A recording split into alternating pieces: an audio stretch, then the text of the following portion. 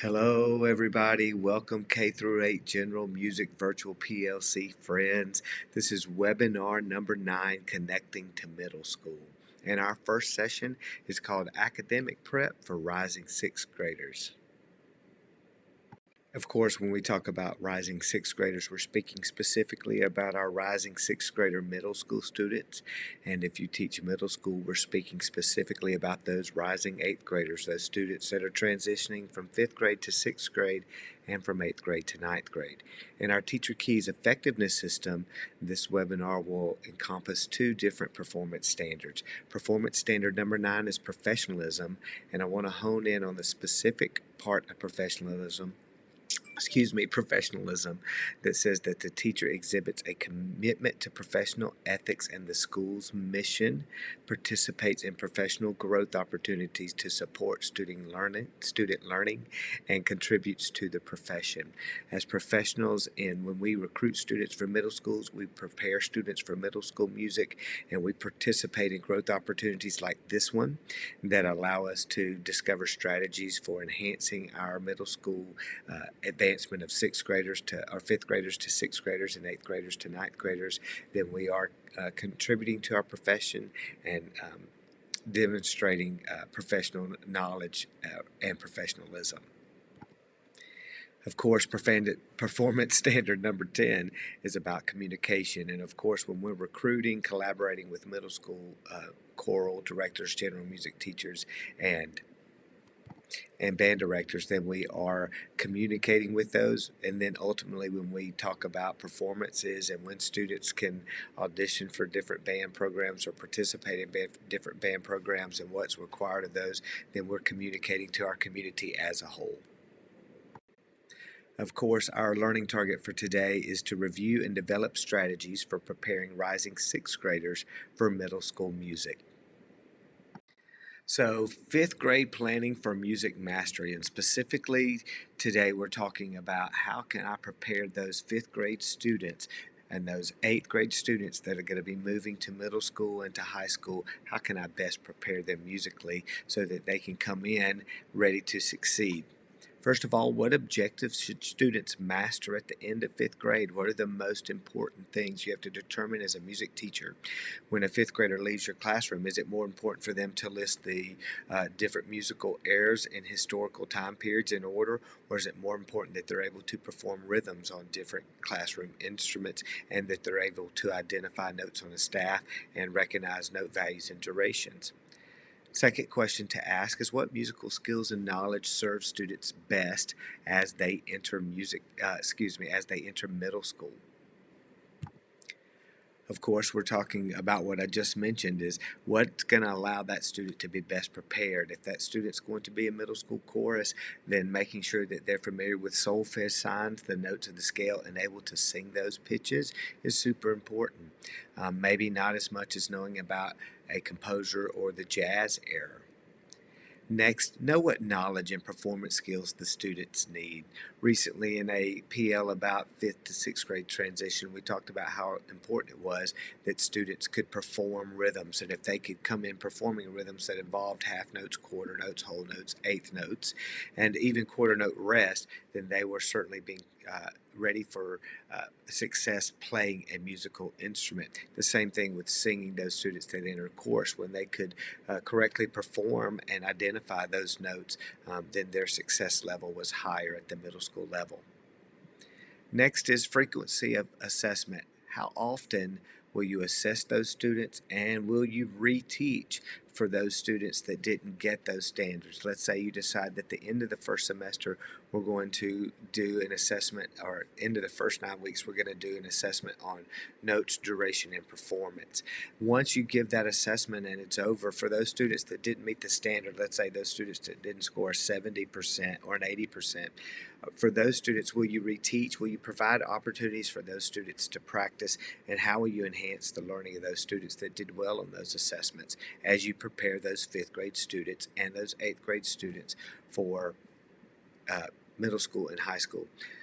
Obviously, when we speak of general music at the fifth grade level versus an eighth grade student that would be in chorus or band, exactly what we are preparing them with and exactly what knowledge they have is certainly different. I'd like to encourage you as an educator to take time to consider backward planning. So that means you'll start at the end of your fifth grade year. And we'll talk in a little bit about about an assessment, a post assessment. But at the end of the fifth grade year, determining what you want your students to know, and then planning backwards from there. If you want to spend a time of review, let's say you want to spend 3 weeks or even 4 weeks in reviewing melody, rhythm, pitch, and notation, then you would plan backwards for that. Allow yourself in your backwards planning time to consider the assessment results so that you can provide the remediation and the reteaching that you need. As you plan backwards, you'll assure yourself that you're going to get to all the most critical components of your standards that you need to ensure that students are truly prepared for sixth grade or for ninth grade. So I feel one of the most important ways, and certainly when we research best strategies for instruction in any content area, pre and post assessments and even benchmarks provide us with data that allow us to direct our instructions to ensure that we're meeting students' needs. So let's talk some about pre and post summative assessments. In August, I always give a fifth grade pre-assessment, and this pre-assessment is going to look just like the post-assessment. They're going to be exactly the same. They're not going to necessarily test the performance skills at the beginning.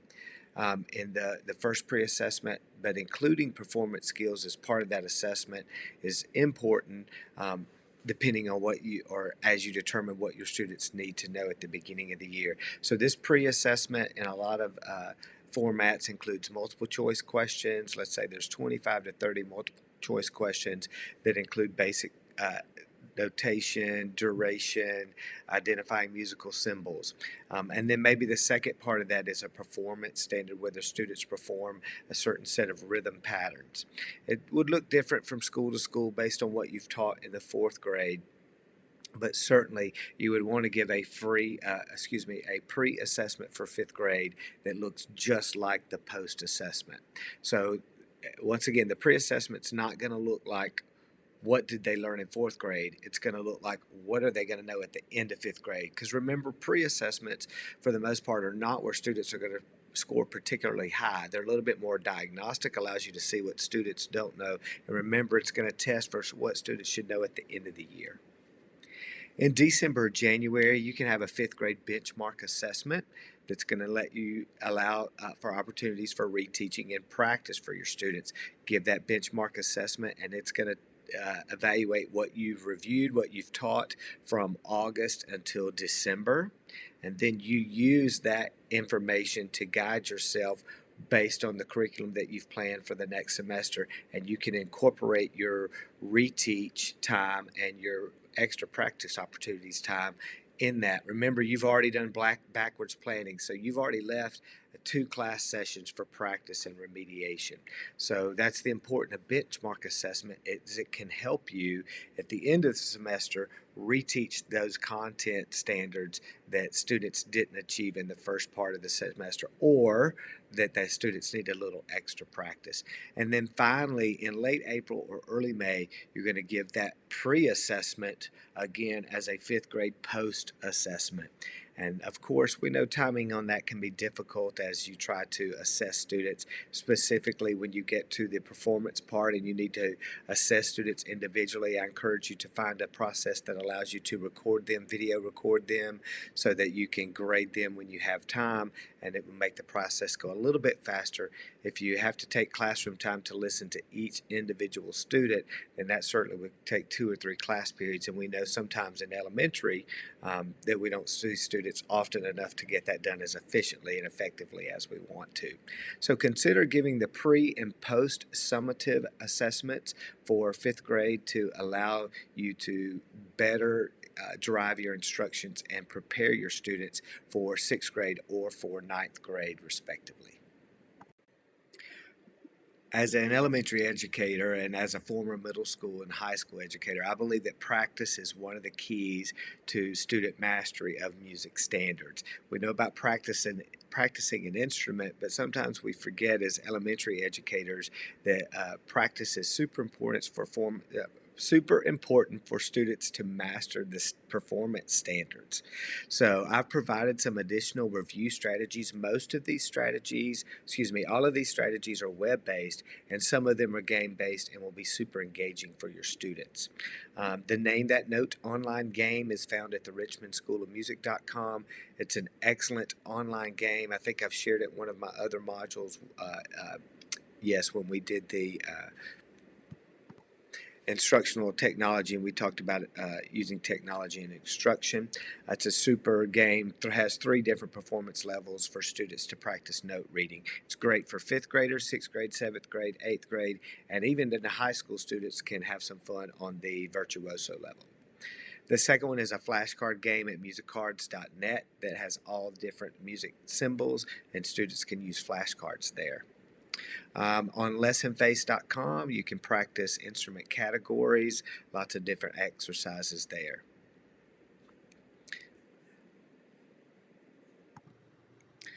Excuse me, I think I said lessonface.net, and that's actually the musictheory.net website that has some great note reading exercises there for you. Under instrument families, the InsideTheOrchestra.com is a great way to explore all of the instrument families, see them, and listen to them. And the wordwall.net is a place where you can categorize instrument families into brass, woodwind, strings, and percussion. And then a couple of sites for rhythm practice and creation. 4io.com is a place where you can create rhythms and practice rhythms, as well as drumbit.app is a website and an application you can use to create different drum beats. So you can teach different rhythms, practice different rhythms using those sites. Hopefully those